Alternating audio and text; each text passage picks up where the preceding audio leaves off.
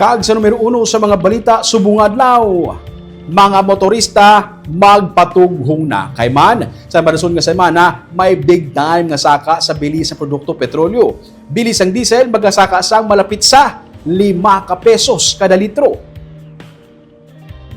Nag-anunsyo na ang Department of Energy nga mahimo magsaka sa malapit sa 5 pesos kada litro ang presyo sang diesel sa marason nga semana dala sang parayon man nga saka sang bilis ini sa world market. Suno kay Assistant Director Rodela Romero, DOE Oil Industry Management Bureau Director 3, kung ibase sa 4 ka adlaw nga trading, ini ang mangin saka sa bilis sa produkto petrolyo sa Martes ang aga. Take note, ang gasolina 250 to 3 pesos per liter ang isaka. Ang diesel 4 pesos 30 centimos to 4 pesos kag 80 centimos kada litro. Ang kerosene 4 pesos kag 25 centimos tubtub 4 pesos kag 40 centimos kada litro.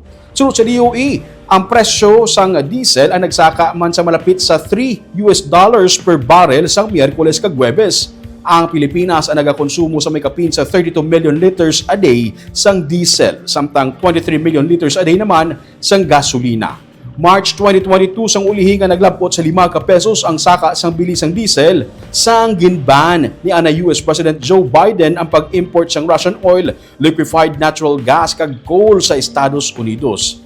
Gani sunod sa DOE, mas maayo nga ginaplanuhan ang mga kaladtuan para malikawan ang pag-usik sang produkto petrolyo samtang yara sa danan. Ginanunsyo naman ni President Ferdinand Marcos Jr. nga handa ang gobyerno maghatag sang subsidy sa mga sektor nga matamaan sa sini nga saka sang bilis sang petroleum products dala sang ginamo karon sa Middle East.